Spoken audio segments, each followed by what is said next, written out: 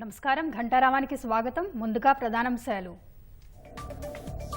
ఓబీసీలను విభజించాలని కాంగ్రెస్ భావిస్తోందన్న ప్రధాని, కుట్రలకు బలి కావొద్దంటూ జార్ఖండ్ ఎన్నికల ప్రచారంలో విజ్ఞప్తి.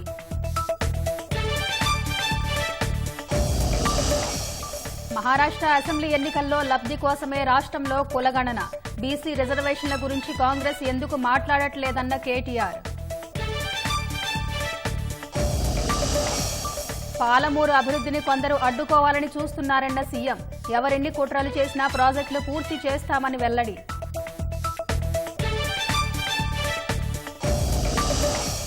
రాష్ట్ర ప్రభుత్వం రైతులను నట్టేట ముంచుతోందన్న బండి సంజయ్, ధాన్యం కొనుగోళ్లు వేగవంతం చేయాలని డిమాండ్.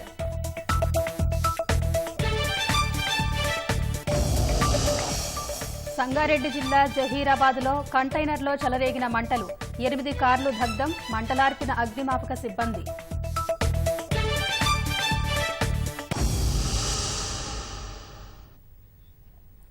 మహారాష్ట్ర అసెంబ్లీ ఎన్నికల కోసం సంకల్ప పత్ర పేరుతో బీజేపీ మేనిఫెస్టోను విడుదల చేసింది.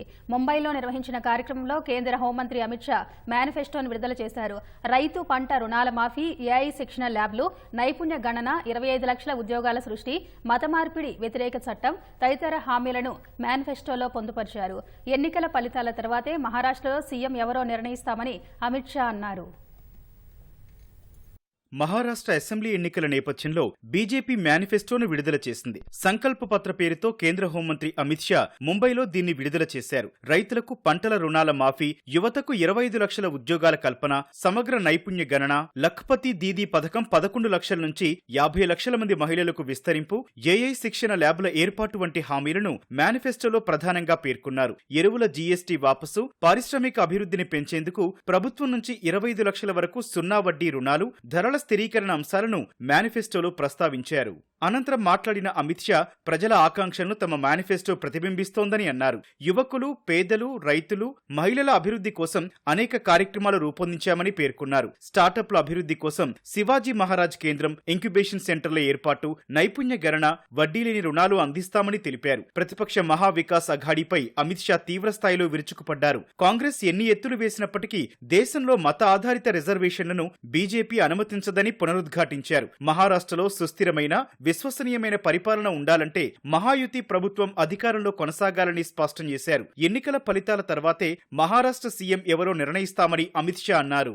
उलेमाओं की एक संस्था ने मांग की कि माइनॉरिटी को आरक्षण दिया जाए और कांग्रेस के अध्यक्ष नाना पटोले जी ने इस मांग को स्वीकार करने का पत्र एक्नोलेजमेंट एक दिया है। मैं महाराष्ट्र की जनता को पूछना चाहता हूं, क्या कांग्रेस पार्टी के ये मंसूबे के साथ आप सहमत हैं क्या? एसटी, एससी, ओबीसी, दलितों का, आदिवासियों का और पिछड़ों का आरक्षण लेकर मुस्लिमों को देने के पक्ष में महाराष्ट्र की जनता है क्या?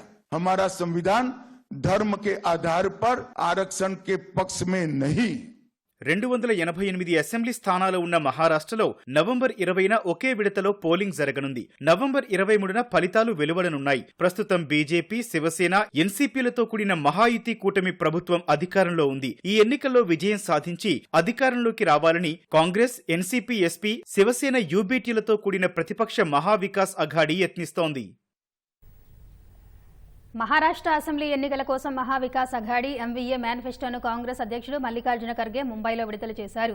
మహాలక్ష్మి యోజన కింద మహిళలకు ప్రతి నెల 3,000 రూపాయలు, మహిళలకు ఉచిత బస్సు సదుపాయం, 500 రూపాయల ధరకే 6 గ్యాస్ సిలిండర్లు, కులగణన వంటి అంశాలను మేనిఫెస్టోలో పేర్కొన్నారు. రిజర్వేషన్లపై ఉన్న 50% పరిమితి ఎత్తివేత, మహిళల రక్షణకు కఠిన చట్టాలు, 9 నుంచి 16 ఏళ్ల బాలికలకు ఉచిత సర్వైకల్ క్యాన్సర్ వ్యాక్సిన్, ప్రతి నెల 2 రోజులు నెలసరి సెలవులను మేనిఫెస్టోలో ప్రస్తావించారు. రాజస్థాన్లో అమలవుతున్న 25 లక్షల ఆరోగ్య బీమా మహారాష్ట్రలోనూ ప్రారంభిస్తామని ఎంవీఏ కూటమి వెల్లడించింది. రైతులకు వ్యవసాయ రుణమాఫీ, రుణాలను తిరిగి చెల్లించే రైతులకు 50,000 సహాయం, గ్రాడ్యుయేషన్ పూర్తి చేసిన నిరుద్యోగులకు నెలకు 4,000 చొప్పున భృతి ఇస్తామని మేనిఫెస్టోలో ప్రకటించింది. రాజ్యాంగం, రెడ్ బుక్ ను అర్బన్ నక్సలిజంతో ప్రధాని మోదీ సహా బీజేపీ నేతలు పోల్చడంపై కాంగ్రెస్ అధ్యక్షుడు మల్లికార్జున ఖర్గే మండిపడ్డారు. ఇదే కాపీని ప్రధాని మోదీ 2017లో అప్పటి అధ్యక్షుడు రామ్నాథ్ కోవింద్ కు ఇచ్చారని గుర్తు చేశారు. नक्सलवादियों की निशानी बोले, वो ऐसा लेके अर्बन नक्सलाइट का वो काम करते हैं बोल रहे हैं। 26 जुलाई 2017 को Kovind had become president a day, उस वक्त आपने ही ये दिखाया है। देखिए, आप देखिए, ये भी झूठ है, हम बता रहे हैं, अर्बन नक्सलाइट है। इतना झूठ बोलना, ये खुद ही देते हैं और हमको अर्बन नक्सलाइट बोलते हैं। ఉపకులాల మధ్య చిచ్చు పెట్టి ఓబీసీలను విభజించాలని కాంగ్రెస్ భావిస్తోందని ప్రధాని నరేంద్ర మోదీ ఆరోపించారు. జార్ఖండ్లో కాంగ్రెస్ జేఎంఎం దుష్ట విభజన కుట్రలకు బలి కాకుండా అందరూ ఐకమత్యంతో సురక్షితంగా ఉండాలని బొకారోలో జరిగిన ఎన్నికల ర్యాలీలో మోదీ సూచించారు. ఓబీసీ, గిరిజన, దళిత వర్గాల మధ్య ఐక్యత రానంత వరకు కాంగ్రెస్ కేంద్రంలో ప్రభుత్వాలను ఏర్పాటు చేసి దేశాన్ని పూర్తిగా దోచేసుకుందని మోదీ పేర్కొన్నారు. స్వాతంత్ర్యం వచ్చినప్పటి నుంచి ఎస్సీ, ఎస్టీ, ఓబీసీ ఐకమత్యానికి కాంగ్రెస్ వ్యతిరేకమన్న మోదీ అధికారం కోసం ఆ పార్టీ ఎంతకైనా తెగిస్తుందని హెచ్చరించారు. కాంగ్రెస్ మిత్రపక్షాలు జమ్మూ కశ్మీర్లో ఆర్టికల్ 370 పునరుద్ధరించాలని చూస్తున్నాయని వివరించారు. 70 ఏళ్లుగా జమ్మూ కశ్మీర్లో అంబేద్కర్ రాజ్యాంగం లేదన్న మోదీ బీజేపీ వల్లే ఇప్పుడు భారత రాజ్యాంగాన్ని అనుసరించి తొలిసారి అక్కడి ముఖ్యమంత్రి ప్రమాణం చేశారన్నారు. జార్ఖండ్లో అధికారంలోకి వస్తే రాష్ట్ర సంపద దోచుకుంటున్న చొరబాటుదారులను తరిమి కొడతామన్నారు. సోరెన్ సర్కార్ తయారు చేసిన రిక్రూట్మెంట్ మాఫియా, పేపర్ లీక్ మాఫియాను భూస్థాపితం చేస్తామని పేర్కొన్నారు. और इनके नेता बालू की तस्करी करके करोड़ों करोड़ों रुपए कमा रहे हैं। इनके पास से नोटों के पहाड़ निकल रहे हैं। ये नोटें कहां से आई भाई? ये आपकी है कि नहीं है? ये पैसे आपका हक का है कि नहीं है? ये आपकी जेब से लूटा गया कि नहीं लूटा गया? और मैं आपको वादा करता हूं, सरकार बनने के बाद इन भ्रष्टाचारियों को कड़ी से कड़ी सजा मिले, इसलिए अदालत में हम पूरी लड़ाई लड़ेंगे। आपके हक का पैसा आप पर ही खर्चा होगा, आपके लिए खर्चा होगा, आपके बच्चों के भविष्य के लिए खर्चा होगा। వయనాడు లోక్సభ నియోజకవర్గం నుంచి పోటీ చేసిన కాంగ్రెస్ ప్రధాన కార్యదర్శి ప్రియాంక గాంధీ అక్కడ ప్రచారం నిర్వహించారు. శ్రీ తిరునెల్లి మహావిష్ణు దేవాలయంలో ప్రార్థనలు చేసిన అనంతరం రోడ్ షోలో పాల్గొన్నారు. యూడీఎఫ్ అభ్యర్థిగా ప్రియాంక గాంధీ వయనాడ్ బరిలో ఉన్నారు. ఈ ఏడాది జరిగిన లోక్సభ ఎన్నికల్లో కాంగ్రెస్ అగ్రనేత రాహుల్ గాంధీ ఉత్తరప్రదేశ్లోని రాయ్బరేలీ, కేరళలోని వయనాడ్ నుంచి గెలుపొందారు. అనంతరం వయనాడ్ను రాహుల్ వదులుకున్నారు. అక్కడి నుంచి ప్రియాంక బరిలోకి దిగారు. ఈ నెల 13న వయనాడ్ లోక్సభ నియోజకవర్గ ఉప ఎన్నిక జరగనుంది. వయనాడ్ ప్రజలు చూపిస్తున్న ప్రేమ, ఆప్యాయతలు తన హృదయాన్ని తాకాయని, అది తనకు చాలని ప్రియాంక అన్నారు.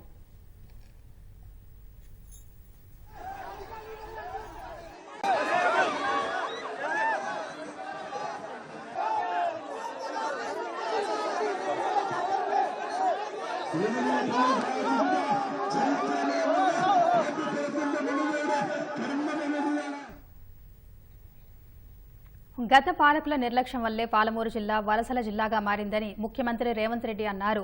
ఉమ్మడి పాలమూరులోని దేవాలయాల అభివృద్ధితో పాటు ప్రాజెక్టులను పూర్తి చేసి జిల్లాను పచ్చగా మారుస్తామని ప్రజలకు హామీ ఇచ్చారు. విద్య, వైద్యం, ఉపాధి కల్పనకు నిరంతరం కృషి చేస్తానన్నారు. మక్తల్, నారాయణపేట్, కొడంగల్ ప్రాజెక్టులను పూర్తి చేసి జిల్లాలోని ప్రతి ఎకరాను నీరందిస్తామన్నారు. పాలమూరు అభివృద్ధిని కొందరు అడ్డుకోవాలని చూస్తున్నారని, ఎవరెన్ని కుట్రలు చేసినా పాలమూరు బిడ్డగా పుట్టిన గడ్డ రుణం తీర్చుకుంటానన్నారు.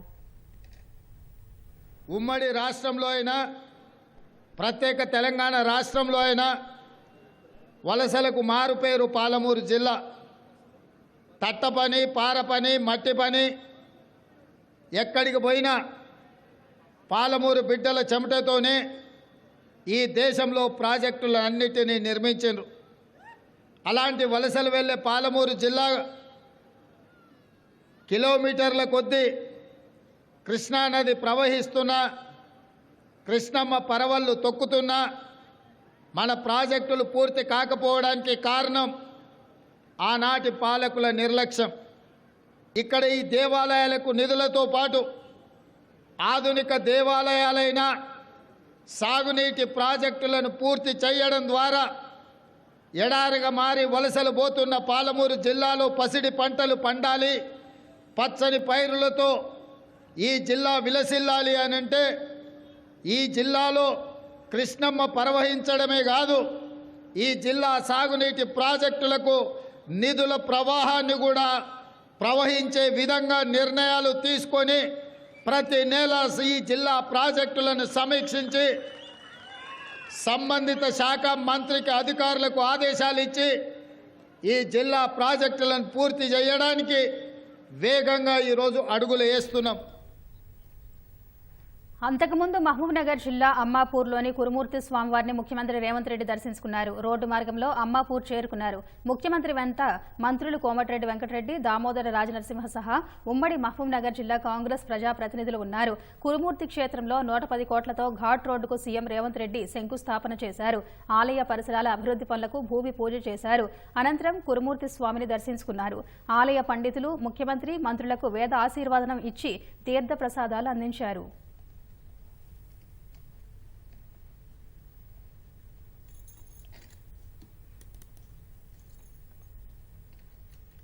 రాష్ట్ర ప్రభుత్వం తీసుకొచ్చిన సులభతర వాణిజ్య విధానాలతో పరిశ్రమల స్థాపనకు దేశంలో ఎక్కడా లేని అనుకూల వాతావరణం ఏర్పడిందని ఐటీ పరిశ్రమల శాఖ మంత్రి దుద్దిళ్ల శ్రీధర్బాబు పేర్కొన్నారు. మలేషియాలో తెలంగాణ దశాబ్ది ఉత్సవాలకు హాజరైన మంత్రి శ్రీధర్బాబు కౌలాలంపూర్లో అక్కడి పారిశ్రామికవేత్తలతో సమావేశమయ్యారు.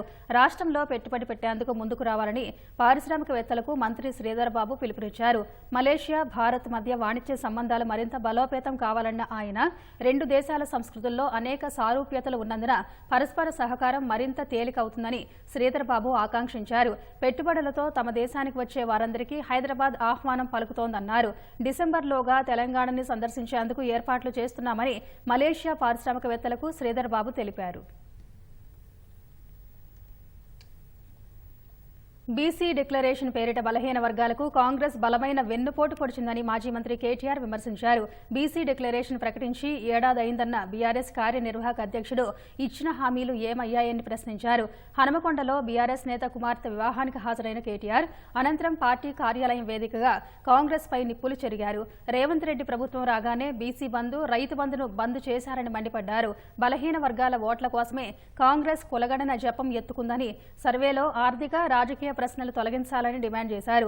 కేంద్రంలో దశాబ్దాలుగా అధికారులుగా ఉన్న కాంగ్రెస్ ఓబీసీ మంత్రిత్వ శాఖను ఏర్పాటు చేయలేదన్న కేటీఆర్ ప్రత్యేక మంత్రిత్వ శాఖ కోసం గతంలో కేసీఆర్ డిమాండ్ చేశారని గుర్తు చేశారు. మంత్రి పొంగులేటిని బాంబుల శాఖ మంత్రిని చేయాలన్న కేటీఆర్ ప్రభుత్వ వైఫల్యాలపై వారోత్సవాలు, పాదయాత్ర చేస్తామని కేటీఆర్ వెల్లడించారు. ఒక్క మాటలో చెప్పాలంటే బీసీ డిక్లరేషన్ పేరిట బలహీన వర్గాలకు బలమైన వెన్నుపోటు పొడిచింది కాంగ్రెస్ ప్రభుత్వం, రేవంత్ రెడ్డి ప్రభుత్వం అనే మాట నేను మీకు ఈ సందర్భంగా విజ్ఞప్తి చేస్తా ఉన్నా. బీసీలకు సబ్ ప్లాన్ ఇస్తా అని చెప్పినావు, సంవత్సరం పూర్తయింది, ఒక్క అడుగు ముంగట పడ్డదాన్ని నేను అడుగుతున్నా.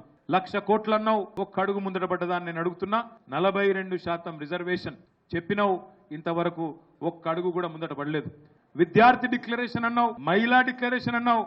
ఈ డిక్లరేషన్లన్నీ నీకు రేపు పాములై నీ మెడకు చుట్టుకుంటాయి. ఎందుకంటే ఇవన్నీ మోసకారి మాటలు అని ప్రజలకు అర్థమైనాయి. మేం వదిలిపెట్టం. నువ్వు కేసులు పెట్టుకుంటావా, పాసులు పెట్టుకుంటావా, ఏం పెట్టుకుంటావో పెట్టుకో, వదిలిపెట్టం. అడుగు అడుగున వెంటాడుతూనే ఉంటాం. హైదరాబాద్లోని మజ్లిసేతర ప్రాంతాల ప్రజలకు ప్రభుత్వం నుంచి ఎలాంటి సహకారం అందకుండా ఎంఐఎం నేతలు అడ్డుకునే ప్రయత్నం చేస్తున్నారని కేంద్ర మంత్రి కిషన్ రెడ్డి ఆరోపించారు. నాంపల్లి నియోజకవర్గంలో పలు అభివృద్ధి పనులను ప్రారంభించిన కిషన్ రెడ్డి ఆ ప్రాంతంలో ఎమ్మెల్యేలుగా, కార్పొరేటర్లుగా మజ్లిస్ పార్టీ నేతలు ఏళ్ల తరబడి నేతృత్వం వహిస్తున్నారని గుర్తు చేశారు. మజ్లిస్ కార్పొరేటర్లు, ఎమ్మెల్యేలు పక్షపాతంగా వ్యవహరిస్తూ ప్రజలకు అన్యాయం చేస్తున్నారని మండిపడ్డారు. పార్లమెంట్ సభ్యుడిగా బాధ్యతతో నాంపల్లి నియోజకవర్గ ప్రజలకు మేలు చేసేలా అనేక అభివృద్ధి పనులు చేస్తున్నట్టు కిషన్ రెడ్డి వెల్లడించారు. నాంపల్లి అసెంబ్లీ కాన్స్టిట్యున్సీలో గత అనేక సంవత్సరాలుగా ఇక్కడ శాసనసభ్యులుగా కానీ, కార్పొరేటర్స్ గా కానీ మజ్లిస్ పార్టీ నేతృత్వం వహిస్తుంది. మజ్లిసేతర ప్రాంతాలలో వాళ్లకు ఓట్లు రానటువంటి ప్రాంతాలలో ఏ రకంగా ప్రభుత్వం నుంచి సహకారం రాకుండా అడ్డుకుంటారు. కనీసము డ్రైనేజ్ పనులు కానీ ఇతరత్ర ఏమి రాకుండా వాళ్ళు అడ్డుకునేటువంటి ప్రయత్నం చేస్తారు. ఒక ప్రజాప్రతినిధులుగా నిష్పక్షపాతంగా అన్ని ప్రాంతాల అభివృద్ధికి కృషి చేయాల్సినటువంటి కార్పొరేటర్స్, ఎమ్మెల్యేలు నిర్లక్ష్యంగా వ్యవహరిస్తూ, పక్షపాతంతో వ్యవహరిస్తూ ఇక్కడ ఉండేటువంటి ప్రజలకు అన్యాయం చేస్తారు. ఎన్నికలైన తరువాత ఇన్నాళ్లకు బయటకొచ్చి రాబోయేది మన ప్రభుత్వమేనంటూ కేసీఆర్ పగటి కలలు కంటున్నారని పీసీసీ ప్రధాన కార్యదర్శి అద్దంకి దయాకర్ అన్నారు. 10 ఏళ్లలో అన్ని వ్యవస్థలను నాశనం చేసి తానే తెలంగాణను నిర్మించినట్టు గొప్పలు చెబుతున్నారని విమర్శలు గుప్పించారు. బీఆర్ఎస్ చేసిన అవినీతి క్షేత్రాలను కోల్చడమే లక్ష్యంగా కాంగ్రెస్ ప్రభుత్వం పని చేస్తుందని తెలిపారు. మళ్లీ కేసీఆర్ను భరించే ఓపిక తెలంగాణ సమాజానికి లేదని అద్దంకి దయాకర్ దుయ్యబట్టారు. మళ్ళీ 4 నెలల తర్వాత కేసీఆర్ గారు స్పందిస్తూ పగటి కలల రూపాన్ని చెప్తున్నాడు, మళ్ళీ వచ్చేది మన ప్రభుత్వమే అని. మీరు కూల్చిన వ్యవస్థలను పునరుజ్జీవం చేయడమే కాంగ్రెస్ ప్రభుత్వం యొక్క లక్ష్యం. అన్ని వ్యవస్థలను విధ్వంసం చేసిన తర్వాత మళ్ళీ బయటకు వచ్చి తానేదో నిర్మించినట్టు, తన వల్లనే తెలంగాణ సమాజానికి ఏదో ఒరిగిందన్నట్టుగా చెప్పే ప్రయత్నం చేస్తున్నారు. మీరు అవినీతి చేసినట్టుగా కాంగ్రెస్ ప్రభుత్వం చేయదు. ఫ్రస్ట్రేషన్ ఉండరో అర్థమవుతున్న పరిస్థితి ఉన్నది. మీ నుంచి తెలంగాణను కాపాడడానికి ప్రజలు కాంగ్రెస్ పార్టీకి అధికారం ఇచ్చింది. ఇకనైనా నిర్మాణాత్మకమైన సూచనలు ఇచ్చి ప్రభుత్వానికి సహకరించాలనేదే నా డిమాండ్. ధరణిలో అక్రమాలపై విచారణ జరిపి బాధ్యులపై చర్యలు తీసుకోవాలని తెలంగాణ విశ్రాంత రెవెన్యూ అధికారులు ఉద్యోగుల సంక్షేమ సంఘం డిమాండ్ చేసింది.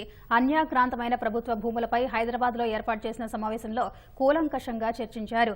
రంగారెడ్డి, మేడ్చల్, మల్కాజ్గిరి జిల్లాల్లో భారీగా అక్రమాలు జరిగాయని ఆరోపించారు. పలువురు అధికారులు కబ్జాదారులతో కుమ్మక్కై రైతు బంధు కోసం గుట్టలను భూములుగా చూపించారని ఆరోపించారు. ప్రభుత్వం ధరణిలో లోపాలను గుర్తించిన తర్వాతే కొత్త చట్టానికి రూపకల్పన చేయాలని కోరారు.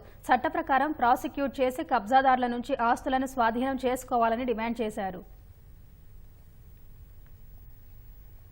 సంగారెడ్డి జిల్లా జహీరాబాద్ బైపాస్ రోడ్లో భారీ అగ్ని ప్రమాదం జరిగింది. కార్లు తరలిస్తున్న కంటైనర్లో ప్రమాదవశాత్తు మంటలు చెలరేగాయి. భారీగా ఎగసిన మంటలకు కంటైనర్లోని 8 కార్లు దగ్ధమయ్యాయి. టాటా నెక్సాన్ మోడల్కు చెందిన కార్లను ముంబై నుంచి హైదరాబాద్కు తరలిస్తూ ఉండగా బైపాస్ రోడ్లోని రంజోల్ వద్ద అగ్ని ప్రమాదం జరిగింది. అగ్నిమాపక శాఖ మహీంద్రా అండ్ మహీంద్రా పరిశ్రమ ఫైర్ ఇంజిన్లతో మంటలను అదుపులోకి తీసుకొచ్చేందుకు ప్రయత్నిస్తున్నారు.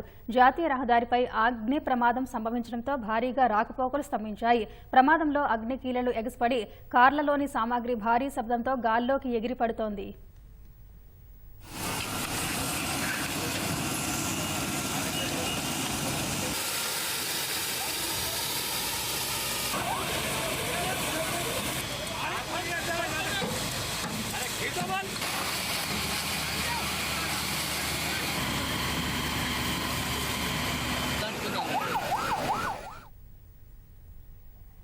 హైదరాబాద్ నాచారంలోని హోటళ్లు, రెస్టారెంట్లలో ఆహార భద్రతా అధికారులు తనిఖీలు నిర్వహించారు.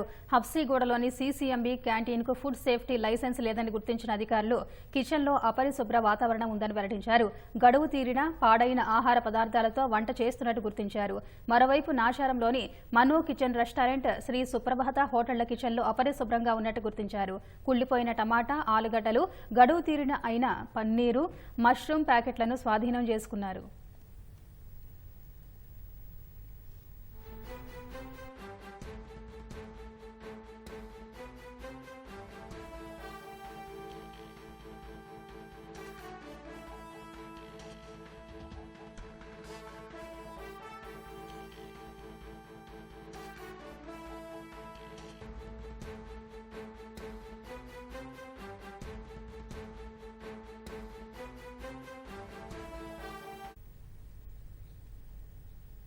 ఢిల్లీ నగరం జల వాయు కాలుష్యపు కోరల్లో కొట్టుమిట్టాడుతోంది. స్వచ్ఛమైన నీటిని ప్రజలకు అందించాల్సిన యమునా నది తెల్లని నొరగలు కక్కుతూ ప్రమాదకరంగా మారింది. ఫ్యాక్టరీల నుంచి విడుదలయ్యే వ్యర్థాలు, మురుగునీరు నదిలో కలవడం వల్ల తెల్లని నొరగ వెలువడి నది ఉపరితలంపై అలుముకున్నట్టు నిపుణులు తెలిపారు. నీరు కలుషితంగా మారడంతో సమీప ప్రాంతాల్లోని ప్రజలు తాగునీటి కోసం తీవ్ర ఇబ్బందులు పడుతున్నారు. ఢిల్లీలో నానాటికి పెరుగుతున్న వాయు కాలుష్యం ప్రజలను తీవ్ర ఇబ్బందులకు గురిచేస్తోంది.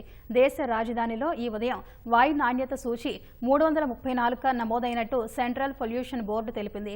శీతాకాలంలో కాలుష్యం మరింత పెరిగే ప్రమాదం ఉందని నిపుణులు అంచనా వేశారు.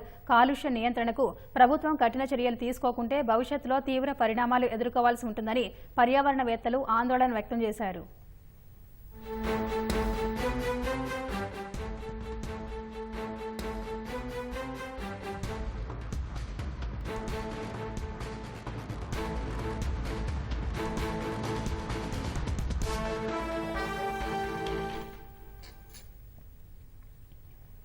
హమాస్ కీలక నాయకత్వమంతా హతమైన గాజాలో మారణ హోమానికి ఇజ్రాయెల్ ముగింపు పలకడం లేదు. శనివారం గాజాలో బాంబులు కురిపించి 13 మందిని బలి తీసుకున్న నెతన్యాహు సేనలు ఇవాళ లెబనాన్, గాజాల్లో మరో 50 మందికి పైగా అమాయక పౌరులను పొట్టన పెట్టుకున్నాయి. ఉత్తర గాజాలోని జబాలియా శరణార్థి శిబిరంలో ఐడీఎఫ్ జరిపిన వైమానిక దాడిలో 30 మంది దుర్మరణం పాలయ్యారు. అందులో 9 మంది మహిళలు, 13 మంది చిన్నారులు ఉన్నారు. అక్కడ మిలిటెంట్లు ఉన్నారని దాడి చేశామన్న ఐడీఎఫ్ అందుకు ఎలాంటి ఆధారాలు చూపలేదు. దాడి తీవ్రత భారీ భారీగా ఉండడంతో శిథిలాల కింద మరిన్ని మృతదేహాలు లభ్యమయ్యే అవకాశాలున్నాయి. అటు లెబనాన్లోని ఆల్మట్ గ్రామంపై నెతన్యాహు బలగాలు జరిపిన వైమానిక దాడిలో 20 మంది ప్రాణాలు కోల్పోయారు. ఇప్పటికే ఐక్యరాజ్య సమితి మానవతా సాయాన్ని గాజాలోకి అనుమతించమని ఇజ్రాయెల్ ప్రకటించింది. ఫలితంగా ఆకలి చావులు పెరుగుతున్నాయి. ఉత్తర గాజాలో కరువు పరిస్థితులు మొదలయ్యాయని ఐరాస ఆహార భద్రతా ప్యానెల్ నిపుణులు అంచనా వేశారు.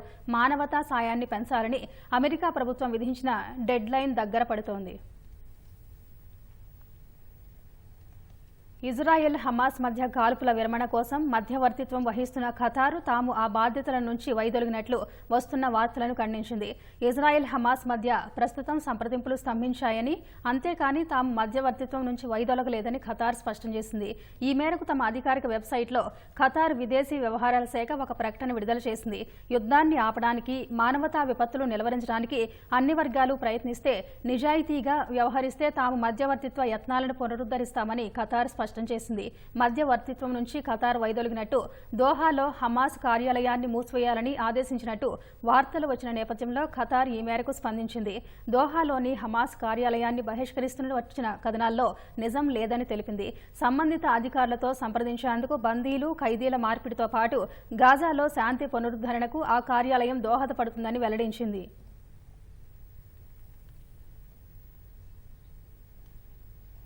అమెరికా అధ్యక్ష ఎన్నికల ఫలితాలు నిర్ణయించే స్వింగ్ రాష్ట్రాల్లో రిపబ్లికన్ పార్టీ అభ్యర్థి డొనాల్డ్ ట్రంప్ క్లీన్ స్వీప్ చేశారు.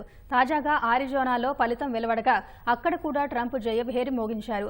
7 స్వింగ్ రాష్ట్రాల్లో 93 ఎలక్టోరల్ కాలేజీ ఓట్లు ట్రంప్ ఖాతాలో చేరినట్లయింది. మొత్తంగా 312 ఎలక్టోరల్ కాలేజీ ఓట్లు ట్రంప్ దక్కించుకున్నారు. డెమోక్రటిక్ పార్టీ అభ్యర్థి కమలా హ్యారిస్ కు 226 ఎలక్టోరల్ కాలేజీ ఓట్లు దక్కాయి. అమెరికా అధ్యక్ష ఎన్నికల ఫలితాలు నిర్ణయించే 7 స్వింగ్ రాష్ట్రాల్లోనూ డొనాల్డ్ ట్రంప్ జయకేతనం ఎగురవేశారు. చివరగా స్వింగ్ రాష్ట్రం ఆరిజోనా ఫలితాలు తాజాగా వెలువడగా అందులోనూ ట్రంప్ గెలుపొందారు. ఈ రాష్ట్రంలో ఉన్న 11 ఎలక్టోరల్ కాలేజీ ఓట్లను తన ఖాతాలో వేసుకున్నారు. ఆరిజోనా విజయంతో ట్రంప్ ఎలక్టోరల్ కాలేజీ ఓట్ల సంఖ్య 312కు చేరింది. డెమోక్రటిక్ అభ్యర్థి కమలా హ్యారిస్ 226 ఎలక్టోరల్ కాలేజీ ఓట్లకు పరిమితమయ్యారు. అమెరికా ఎన్నికల ఫలితాలను 3 రకాలైన రాష్ట్రాలు నిర్ణయిస్తాయి. రిపబ్లికన్లు తరచూ ఆధిక్యం చూపే రాష్ట్రాలను రెడ్ స్టేట్స్ గా, డెమోక్రట్లు ఆధిపత్యం ప్రదర్శించే రాష్ట్రాలను బ్లూ స్టేట్స్ గా అభివర్ణిస్తారు. రెడ్, బ్లూ స్టేట్స్ లో ఫలితాలు ఎప్పుడూ ఆయా పార్టీలకు అనుకూలంగా ఉంటాయి. ఇక స్వింగ్ స్టేట్స్ లో ఫలితాలు ఇరు పార్టీల మధ్య దోబూచులాడుతుంటాయి. వీటిలో విజయం సాధించిన వారికే అమెరికా అధ్యక్ష పదవి దక్కుతుంది. ఈసారి అలాంటి స్వింగ్ రాష్ట్రాలు 7 ఉండగా వాటన్నింటిలోనూ రిపబ్లికన్ అభ్యర్థి డొనాల్డ్ ట్రంప్ క్లీన్ స్వీప్ చేశారు. Pennsylvania, Georgia, Nevada, Michigan, Arizona, North Carolina, విస్కాన్సిన్లలో ట్రంప్ గెలుపొందారు. వాటిలో ఉన్న 93 ఎలక్టోరల్ కాలేజీ ఓట్లను తన ఖాతాలో వేసుకున్నారు. 1996 నుంచి 2 సార్లు మాత్రమే ఆరిజోనాలో డెమోక్రాట్లు గెలుపొందారు. 1996లో బిల్ క్లింటన్, 2020లో జో బైడెన్ ఆరిజోనాలో జయకేతనం ఎగురవేశారు. మిగిలిన అన్నిసార్లు రిపబ్లికన్లకే ఈ రాష్ట్రం వశమైంది. 2020లో బైడెన్ నెగ్గిన జార్జియా, మిషిగన్, నెవడా, పెన్సిల్వేనియా, విస్కాన్సిన్ రాష్ట్రాలు ఈసారి ట్రంప్ వశమయ్యాయి. మరో స్వింగ్ రాష్ట్రం నార్త్ కరోలినాలో 2020లో కూడా ట్రంపే గెలిచారు. అమెరికా 47వ అధ్యక్షుడిగా ట్రంప్ వచ్చే ఏడాది జనవరి 20న ప్రమాణ స్వీకారం చేయనున్నారు. మరోవైపు అమెరికా కాంగ్రెస్ లో ఎగువ సభ సెనేట్ లో కూడా రిపబ్లికన్ పార్టీ మెజార్టీ సాధించింది. సెనేట్ లో మొత్తం 100 సీట్లు ఉండగా రిపబ్లికన్ పార్టీకి 53 స్థానాలు, డెమోక్రాట్లకు 46 స్థానాలు ఉన్నాయి. ప్రతినిధుల సభలో కూడా రిపబ్లికన్ పార్టీ మెజార్టీ దిశగా అడుగులు వేస్తోంది. ప్రతినిధుల సభలో మొత్తం 435 స్థానాలు ఉండగా మెజార్టీ మార్కు 218గా ఉంది. వీటిలో రిపబ్లికన్ పార్టీ 213 చోట్ల, డెమోక్రాట్లు 202 స్థానాల్లో గెలుపొందారు. దిగువ సభలో కూడా మెజార్టీ తమకే దక్కుతుందని రిపబ్లికన్లు ధీమాగా ఉన్నారు. మాజీ కేబినెట్ సభ్యులు నిక్కీ హేలీ, మైక్ పాంపియోకు ఈసారి తన కార్యవర్గంలో స్థానం లేదని America president elect Donald Trump వెల్లడించారు. ఐక్యరాజ్య సమితి మాజీ రాయబారి నిక్కీ హేలీ, మాజీ విదేశాంగ కార్యదర్శి మైక్ పాంపియోను నూతన కార్యవర్గంలోకి ఆహ్వానించడం లేదని స్పష్టం చేశారు. ఇంతకుముందు వారితో కలిసి పనిచేయడం చాలా ఆనందాన్నిచ్చిందని తెలిపారు. ట్రంప్ ప్రకటనపై నిక్కీ హేలీ స్పందించారు. రాబోయే 4 ఏళ్లలో అమెరికాను మరింత బలంగా, సురక్షితంగా ముందుకు తీసుకెళ్లడంలో ట్రంప్ విజయం సాధించాలని కోరుకుంటున్నట్టు తెలిపారు. నిక్కీ హేలీ భారత సంతతికి చెందిన రిపబ్లికన్ నాయకురాలు. సౌత్ కరోలినా గవర్నర్గా పనిచేశారు. ఈ ఎన్నికల్లో డొనాల్డ్ ట్రంప్ అభ్యర్థిత్వాన్ని తీవ్రంగా వ్యతిరేకించి ఆయనకు పోటీగా బరిలోకి దిగారు. ఆ తర్వాత ట్రంప్నకు మద్దతు తెలుపుతున్నట్టు ప్రకటించారు. మరోవైపు మైక్ పాంపియో ట్రంప్నకు అత్యంత సన్నిహితుల్లో ఒకరు. అధ్యక్షుడి కార్యవర్గంలో వీరిద్దరికీ అవకాశం లభిస్తుందని అమెరికా వార్తా సంస్థల్లో కథనాలు వెలువడ్డాయి. అందుకు భిన్నంగా ట్రంప్ తాజాగా నిర్ణయం తీసుకున్నారు.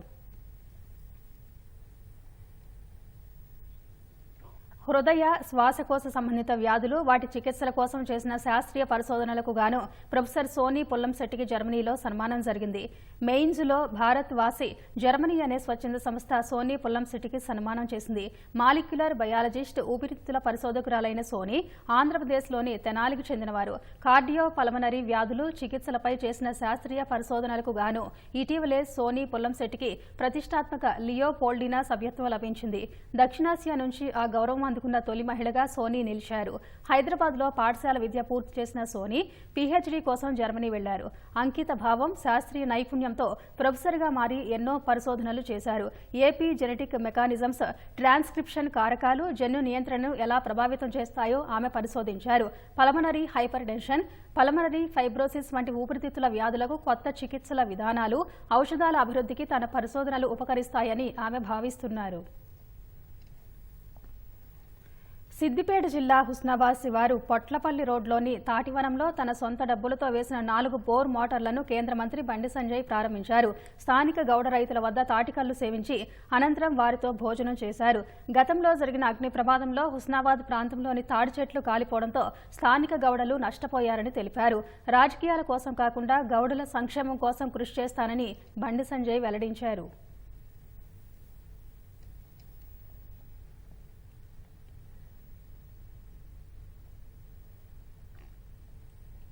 యాదగిరిగుట్ట శ్రీ లక్ష్మీ నరసింహస్వామి దేవస్థానానికి భక్తులు పోటెత్తారు. కార్తీక మాసం, అందులోనూ ఆదివారం కావడంతో భారీగా తరలివచ్చారు. యాదగిరిగుట్ట పరిసరాలు కిక్కిరిసిపోయాయి. దీపాలు వెలిగించి కార్తీక దీపారాధన చేశారు. వ్రత మండపంలో పెద్ద ఎత్తున సామూహిక సత్యనారాయణ వ్రతాలు జరిగాయి. యాదగిరిగుట్టపై ఎక్కడ చూసినా భక్తుల సందడి కనిపిస్తోంది. కళ్యాణకట్ట, పార్కింగ్ ఏరియా, బస్ బే, దర్శన, ప్రసాద క్యూలైన్లు రద్దీగా మారాయి. స్వామివారి దర్శనానికి 2 గంటలు, ప్రత్యేక ప్రవేశ దర్శనానికి గంటకు పైగా పడుతోంది. కార్తీక మాసాన్ని పురస్కరించుకుని భక్తులు దీపాలు వెలిగించుకోవడానికి ప్రధాన ఆలయ ప్రాంగణం, శివాలయం, లక్ష్మీ పుష్కరిణి, కొండ కింద వ్రత మండపం వద్ద దీపారాధన స్టాళ్లు ఏర్పాటు చేశారు. భక్తులు కుటుంబ సమేతంగా కార్తీక దీపాలు వెలిగించి మొక్కులు తీర్చుకున్నారు.